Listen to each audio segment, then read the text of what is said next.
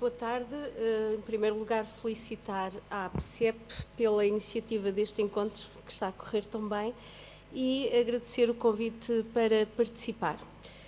Venho partilhar convosco um estudo que realizei sobre a formação dos trabalhadores nas grandes empresas, que esteve na base da tese de doutoramento, orientada pelo professor Rui Canário, e decidi apresentá-lo aqui, tendo em conta o tema deste encontro, em que se debate a educação permanente e em que a instituição escolar não é o único local de aprendizagem, mas sim toda a sociedade.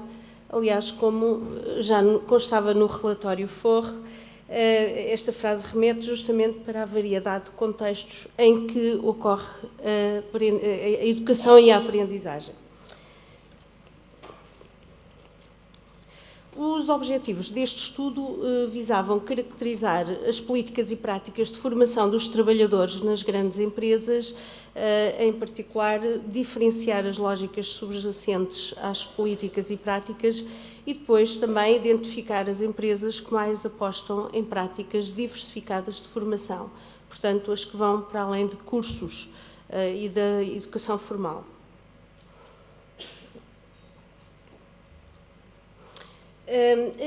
Há que, definindo um pouco a perspectiva em que situamos a educação e formação, começar por dizer, em primeiro lugar, que a educação não é refém da forma escolar, como todos estamos de acordo, e é um erro predominante considerar a educação exclusivamente do ponto de vista da educação escolar. Depois é necessário ter presente que a palavra formação é polissémica, por vezes ambígua, e os seus significados muitas vezes equívocos. O conceito usa-se em vários sentidos. Por outro lado, não nos situamos em concepções clássicas de formação e nas situações de formação bem identificadas, formais e que se medem, portanto, unicamente nos aspectos quantitativos, a quantidade de cursos, de horas de formação, etc. A abordagem demarca-se, pois, da lógica dominante dos discursos de educação e formação para o desenvolvimento económico e para a empregabilidade. Outro aspecto, portanto, já o referi, mais do que a quantidade de cursos e horas, o foco situa-se no tipo de formação que se faz, como se faz e o porquê que se faz. E, portanto, nas questões qualitativas, habitualmente menos debatidas. Por último, também é importante a abordagem da relação trabalho e educação e não a perspectiva de educação e trabalho, uma vez que a centralidade se encontra na dimensão educativa do trabalho. Na mesma perspectiva, Dewey, esta frase realmente sugere que a educação e a formação, ao invés de se basearem numa lógica de adaptação dos indivíduos ao trabalho, deve antes promover as mudanças coletivas.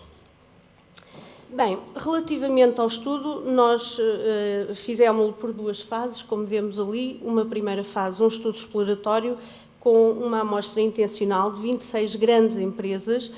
Digo intencional porque elas foram escolhidas previamente. Elegemos empresas que à partida sabíamos que detêm práticas de formação diversificadas e, portanto, também do ponto de vista quantitativo, empresas que apostam na formação.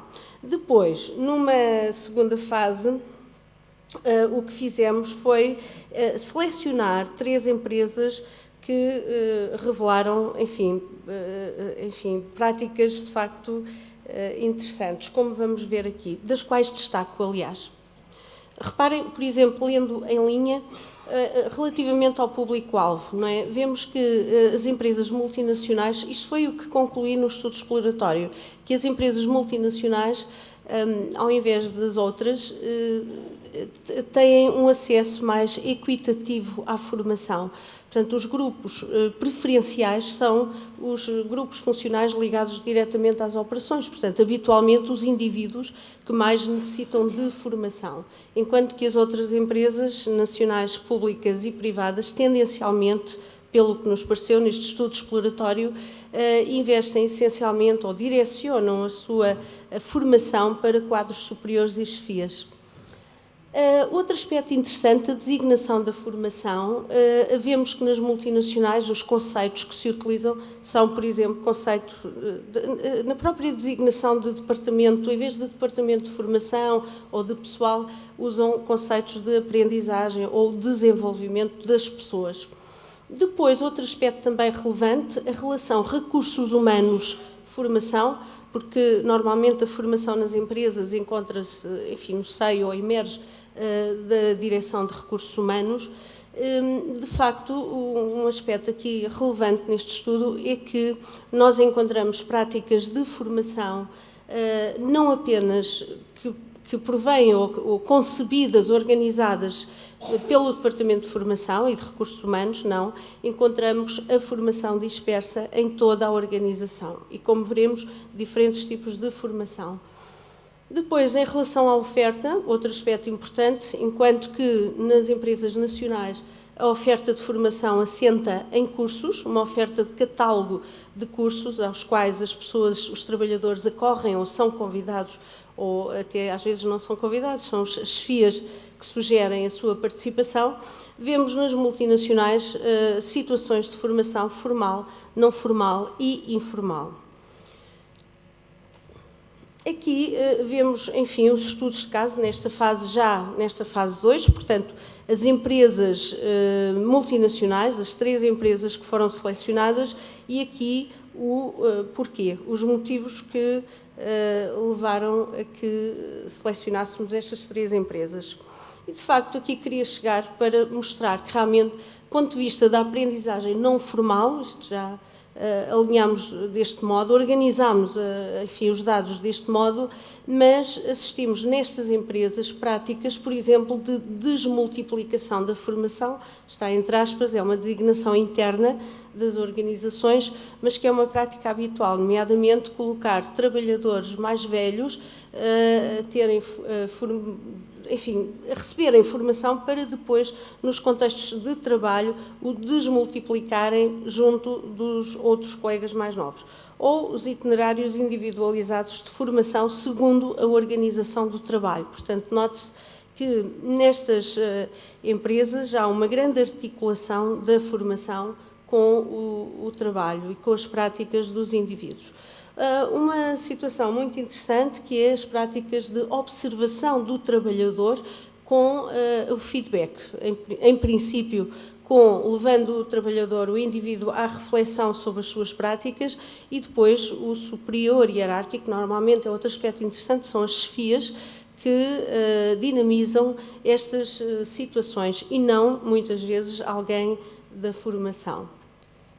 A participação em projetos de mudança ou ações com técnicos e especialistas internos. Portanto, a formação é concebida no interior da própria organização e das áreas de trabalho. São os indivíduos especialistas que são convidados a dinamizar, ou às vezes eles próprios propõem e normalmente aceites, digo normalmente porque em muitos casos, a maior parte dos casos que assistimos, e, portanto, dinamizam depois a formação. Isto ao nível do não formal. Também ao nível da aprendizagem informal, nestas empresas multinacionais, observamos, enfim, que o acesso da informação a todos os trabalhadores, portanto, desde as bases, a comunicação corporativa, o acesso à newsletter, a intranet corporativa, portanto, a todos, acessível a todos. Também práticas de organização do trabalho que são por si altamente formativas, políticas, enfim, outras de tratamento com clientes que acabam por moldar depois os próprios indivíduos e ter um caráter formativo, educativo e formativo muito mais eficaz, diria, do que muitos cursos de formação que são concebidos com o objetivo de promoverem mudanças e que depois, às vezes, como sabemos, não promovem, pelo menos mudanças duradouras, não é? de atitudes e comportamentos. A partilha de experiências, portanto, também muito interessante, observamos nestas empresas, como digo, no seio de vários departamentos, a participação em projetos, em reuniões, em comitês da empresa, em que, mais uma vez refiro, participam trabalhadores das várias áreas da empresa e o trabalho por projeto. Bem, Classificamos também práticas de desenvolvimento pessoal. Aqui alguns exemplos, destacaria a formação de idiomas, acessível também, uma vez mais, a todos os trabalhadores, a equidade no acesso à formação, o apoio ao estudo, nomeadamente, referindo aqui a iniciativa Novas Oportunidades, em que algumas destas empresas não só motivam e constituíram parcerias com a ANCAP, de modo a facilitar, mas também, no caso de uma das empresas, dava apoio monetário aos trabalhadores que concluíam o 12º ano, se fosse porque via fosse.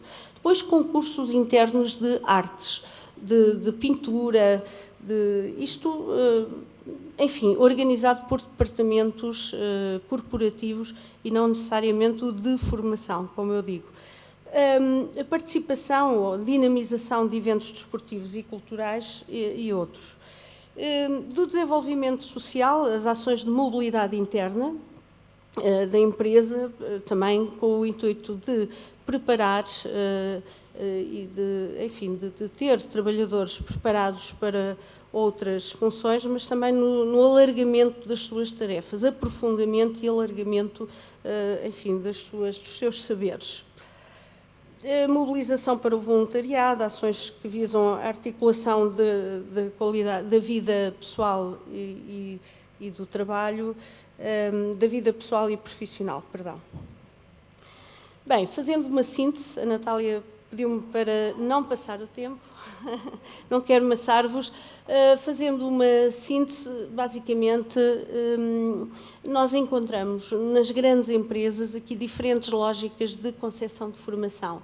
Uma formação mais do tipo escolarizado ou tradicional, utilitarista, na medida em que é uma formação muito na base de cursos e mais cursos, ou às vezes unicamente em cursos, muitas vezes por catálogo, em que nem sempre existe uma articulação com o trabalho, por um lado, nem sempre existe um alinhamento com a estratégia da organização e, por outro, nem sempre envolvendo ou indo ao encontro do interesse das pessoas, dos trabalhadores. Depois, outros tipos, portanto, a primeira mais, enfim, encontra-se em empresas tendencialmente empresas nacionais, que normalmente investem menos em profissionais na área, por exemplo, da educação e da formação de adultos e que, enfim, não estão motivadas ao recurso a empresas do exterior que vêm e, portanto, há uma oferta de formação que vem de fora para dentro, digamos.